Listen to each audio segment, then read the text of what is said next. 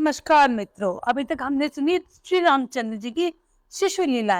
अब जरा से हमारे राम जी बड़े हुए हैं। अब आया इनके नामकरण का नंबर।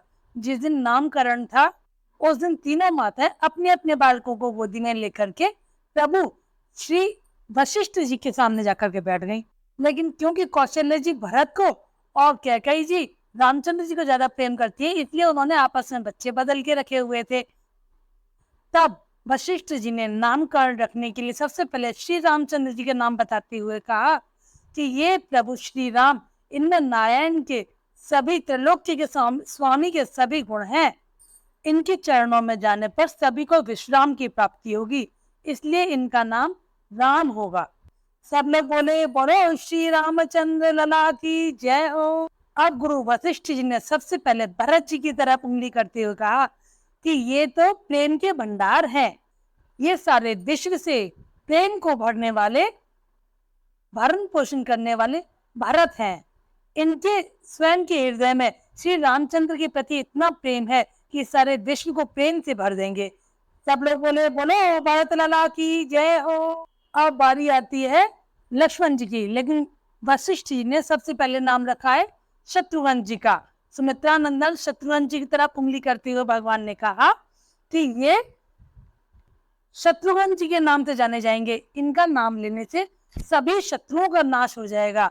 शत्रुओं का हनन करने वाले शत्रुघ्न लला की जय हो। और फिर बात आती है लक्ष्मण जी की।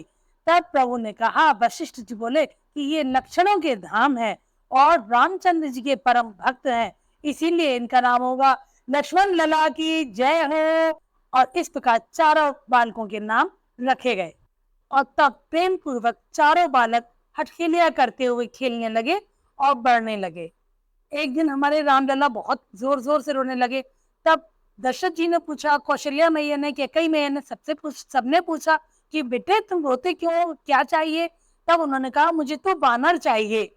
दशरथ जी ने बहुत सारे वानर मंगवा दिए, लेकिन रामचंद्र जी ने किसी भी वानर पर उंगली नहीं रखी।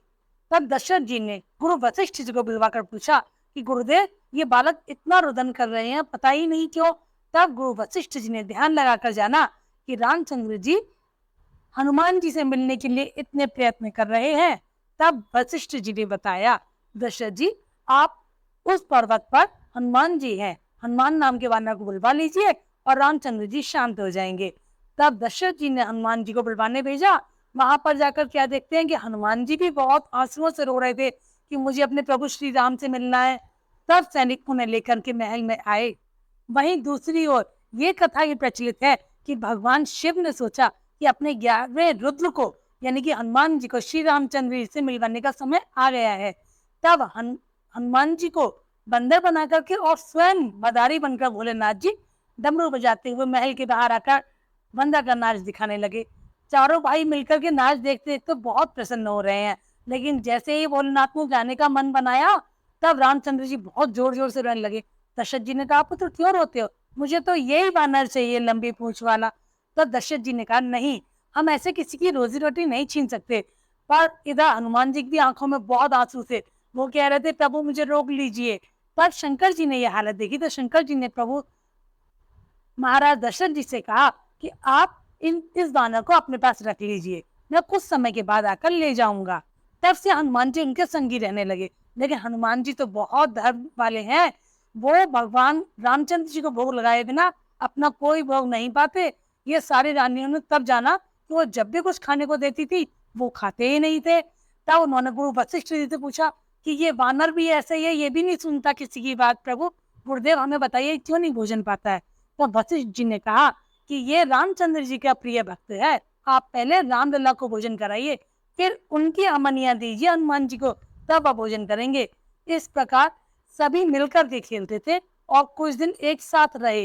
हनुमान जी जब कुछ दिन रह लिए तब भगवान राम ने कहा कि हनुमत इस समय आपको जाना पड़ेगा सुग्रीव के पास में, और अब आपको नहीं, मैं ही आऊंगा आपसे मिलने के लिए। वहां पर हमारी मित्रता दोबारा होगी वहां, और तब तक के मिलन के लिए आपको इंतजार करना होगा। अब आपको जाना चाहिए।